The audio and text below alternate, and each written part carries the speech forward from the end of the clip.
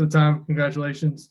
Thank you. Curious, just on your background from a basketball perspective and coaching, who are some of the biggest influences that you've had in your life in basketball and in coaching? Yeah, I think of a lot of people that come to mind. Obviously, I went to college at Xavier and played for Sean Miller. Being in Western Pennsylvania, he was kind of a guy that I always looked up to and wanted to play for. His dad was somebody that I've known for a long time. He did camps around my area. So definitely Sean. Coach Dambrot at the University of Akron kind of revived my basketball career, transferring from Xavier to Akron. So I owe him a ton of credit. And then, just getting on board with Archie at Dayton and the assistants that I was able to work with there, coming to Indiana. And then this past year, I mean, my goodness, the staff that the university was able to put together with Coach Woodson and Thad Mata and Kenya Hunter, who I've known for 16 years, and Dane Fife and Yasir Roseman, and all the guys that I've been able to be with and around in my young coaching career has been phenomenal for my development. And I owe those guys a ton of credit for this position I'm in now. Dustin.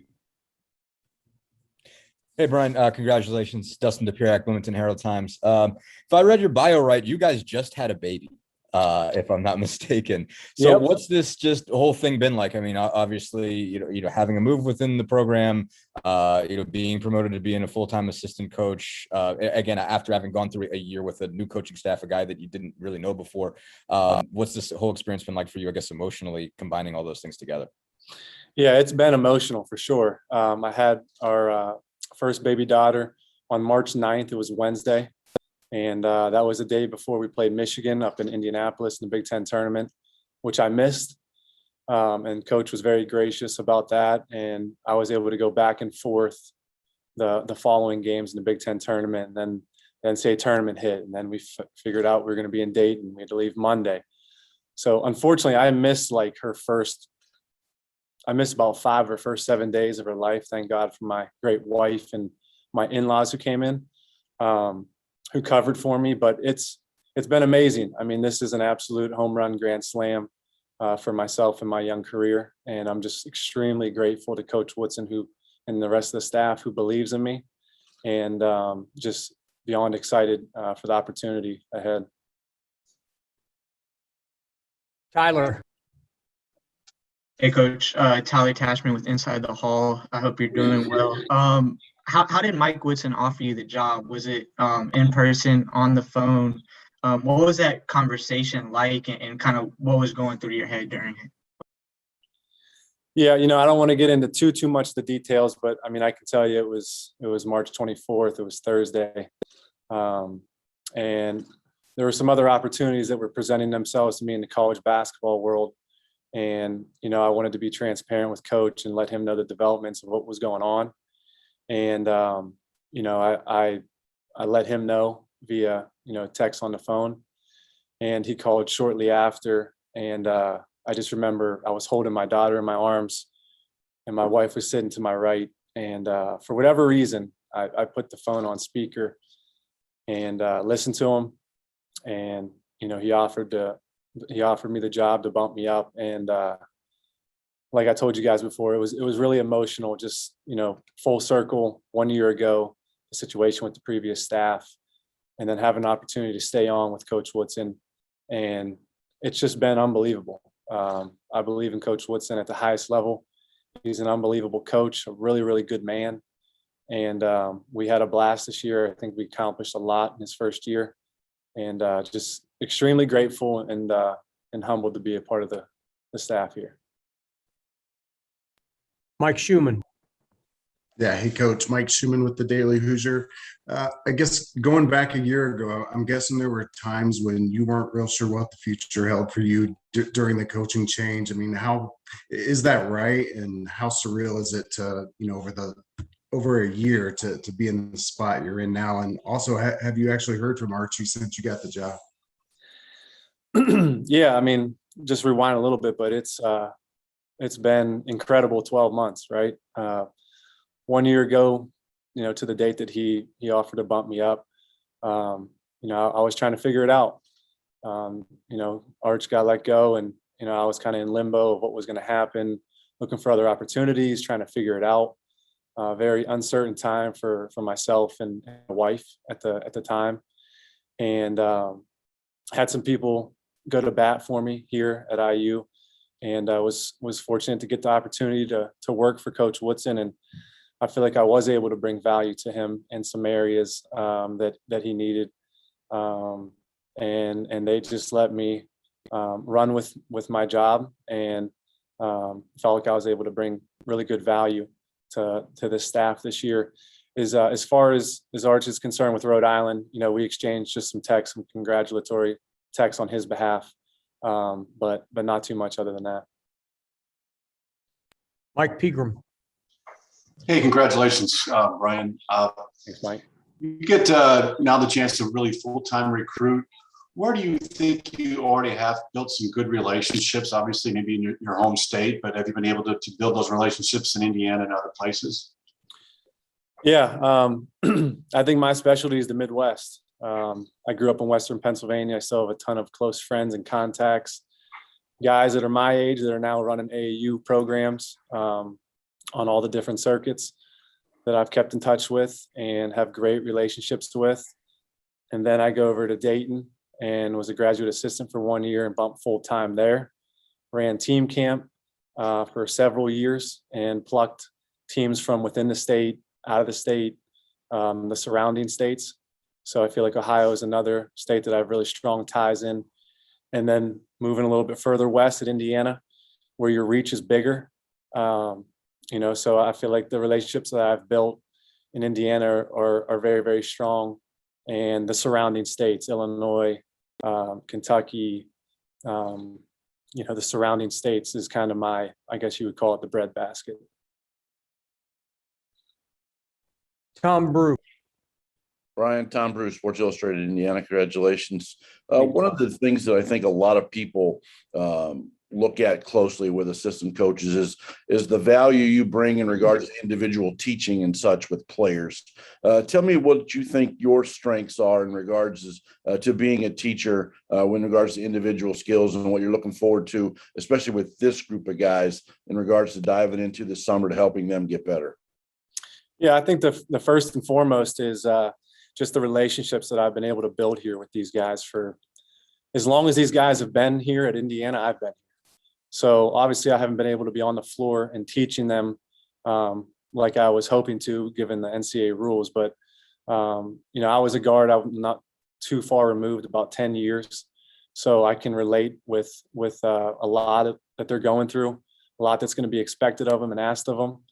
And, shooting the basketball, a lot of fundamentals, ball handling, things of that nature. Just kind of going back to when I was playing and knowing what skill sets are needed, especially now with Coach Woodson and how he wants to play. I think I'll be just fine in that area of teaching and being with those guys on the floor. And I'm so excited to get on the floor with those guys here in the short term. Alec Lastly. Hey, Brian. Congrats again. Alec Lastly from Indiana Rivals. You've obviously been around the game for a long time now, whether it's playing, coming up through high school, AAU, obviously on a few different coaching staffs throughout your professional career. When you look back to when you first got started in the game of basketball, what's one piece of advice maybe a younger version of yourself kind of would give to yourself now in terms of taking this next step in your career? Great question. I think the main thing is just getting out of your comfort zone and just working. I learned early on in my playing career at Xavier, we come out of high school and we're the best player, and come into a school, you think it's just going to be easy. And then you get to college and you get smacked in the mouth and you realize how hard it is. And you have to work extremely, extremely hard to play. And that's something that I've always stuck with me. It didn't really go my way at Xavier, which is fine. But it taught me a valuable lesson that you can't coast. You can never get comfortable, that you always have to work and continue to get better every day. And that's no different in the workplace. I mean, this is a highly competitive industry with a lot of great coaches that all are wanting the same thing, and that's to win. And I really don't think there's any substitute other than just coming to work every day, being consistent, and working really, really hard. Alex Bozich. Hey, Brian, looking back at your numbers from when you played at Akron, you were a really good three-point shooter, and something that's been an issue, obviously, over the last couple of years is three-point shooting with Indiana basketball. I'm curious, in your opinion, is that something that is more on the development side within the program, or is that something that needs to be better addressed through recruiting moving forward in terms of prioritizing shooting? Yeah, I mean, I think it's maybe a combination of both, right? Obviously you look in that in recruiting, you look at the numbers, and you want to see if it can translate at the next level. But at the same time, I mean, these guys on our team, they're really good shooters, and I think a lot of it has to do between the ears, and it's a lot of mental, especially at this place where the pressure is packed, the shots mean a lot. And these guys want to perform for these fans, man. They want to win. No one wants to win more than our players, and they put in a ton of time. So I'd say it's a combination of them being, in a good space in their head, mentally. And also it's our job as coaches is to recruit the best talent and recruit skills that will translate from high school to college. Dustin. Ryan, I want to go back to something you said about just felt like you provided value with Coach Woods. And I guess, how much do you think you were able to sort of just, continue, obviously, like you said, not coast? I mean, as far as your just success with the staff, how much of it do you think was stuff that you were doing already? And to what degree, though, did you feel like you had to adapt? Or what degree did you feel like you had to maybe change or find a more specific way to provide value for Coach Woods and staff just because he's a different guy? Yeah, it was good because I had to prove myself all over again. And that was a good driving force for me to help with getting kids on campus unofficially, officially, bringing them to basketball games, connecting coach to, and even Coach Yasir in Kenya. And hey, these are the guys in the Midwest with these different programs of, hey, let's build relationship with these guys. These guys can help us. Let's bring this kid in. All of those things. And not only that, just being organized. When these kids come here, what are we doing officially and unofficially on these visits? And by no means did I do this all by myself. We have an unbelievable team of managers, an unbelievable group of graduate assistants. Ben Sander, who's been, kind of by my side for the past 7 years. Through it all has been really, really helpful with that as well. So it wasn't just me, but I do feel like some of the things that I had done over the previous 4 seasons allowed me to be valuable with what I was able to give the new staff as they kind of got their boots on the ground. Tyler. Yeah, Coach. Why is coaching important to you? And what do you want to bring in terms of mentorship on and off the court? Yeah, I mean, for me, and you guys will probably hear it a lot, but relationships are everything to me. You're going to win games, you're going to lose games, but it's about being here for these kids, not only on the floor, but off the floor in life, having them navigate academics, social life, what it looks like when they're done. Just being someone that they can count on forever, not just when they leave here, but as they go through life and they need different things. So that's big to me. And then the other thing is I'm super passionate about this and I love it. I've been doing it for a long time, like ever since I can remember as a little kid. I think my first word was ball. So this is just what I feel like I was born to do. And I just love it. It's really not work for me.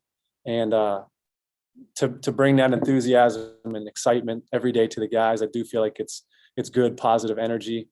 And again, I'm just really excited. Tom Brew.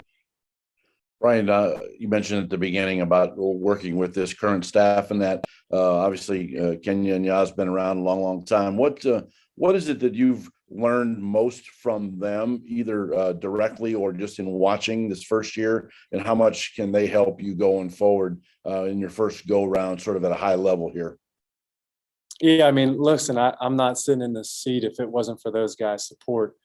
I mean, I've learned so much from those guys, and I've had a previous relationship with Kenyon, having him recruit me 16 years ago to Xavier when he was on staff there with Sean Miller. So I've known him for a really long time.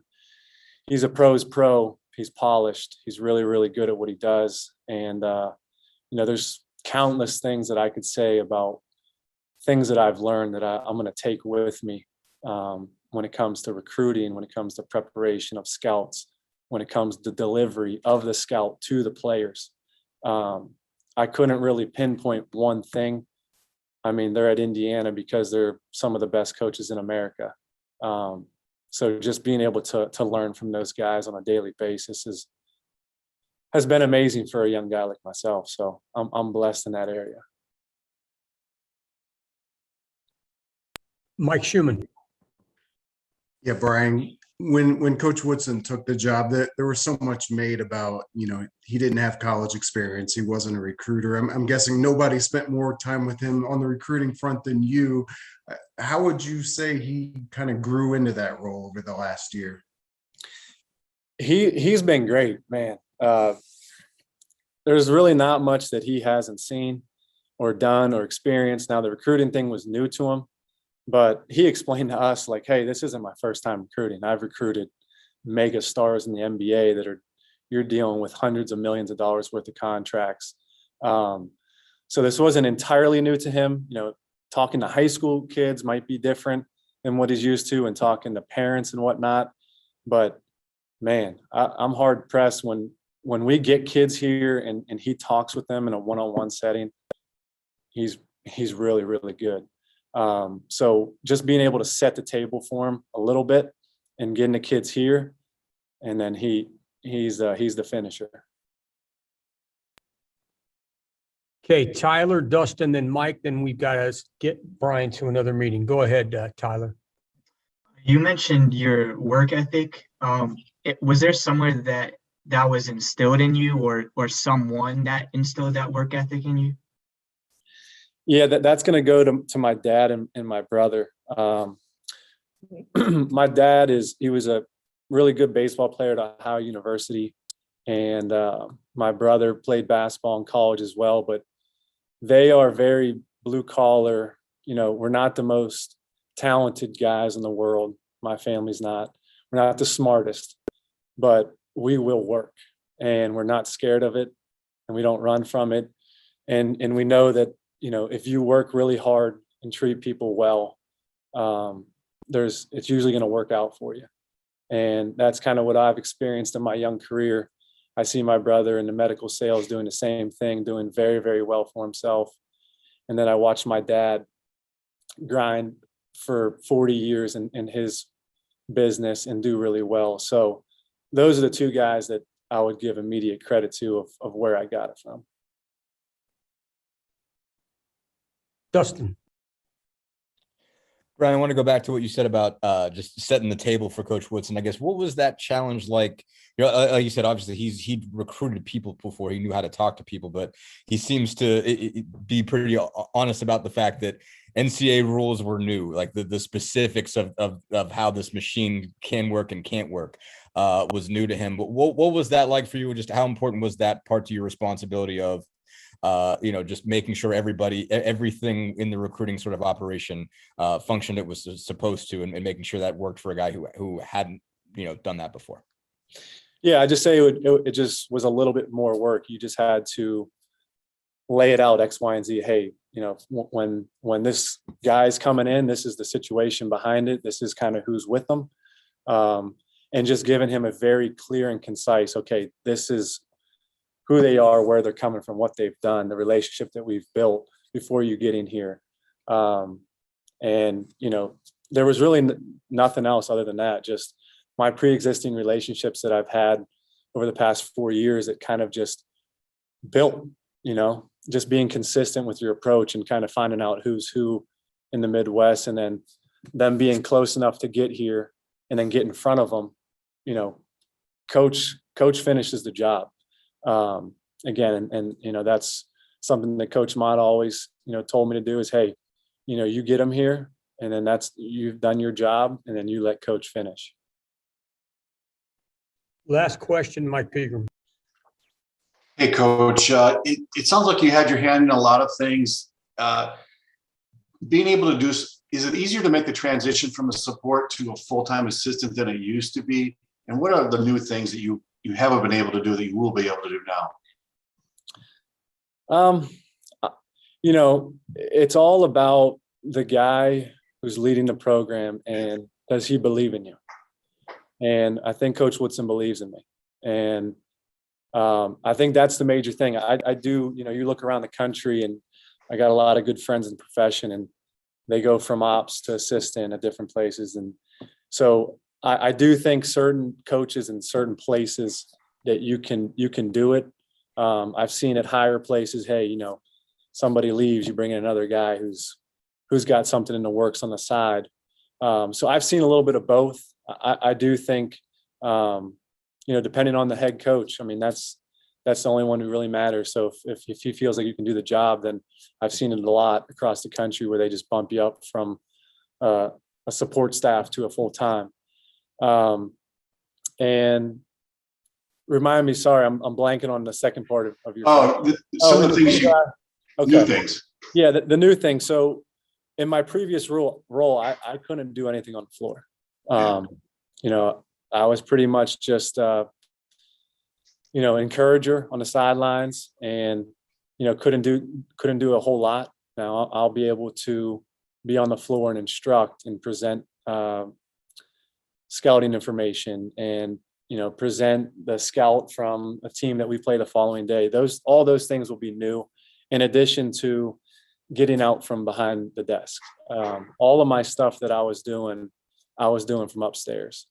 And that's what I'm most looking forward to is getting out and seeing you guys at these AU events, and getting to be with families and recruits in their homes, and just building that relationship even more. So those are the two major things that'll change with this new role. Thanks.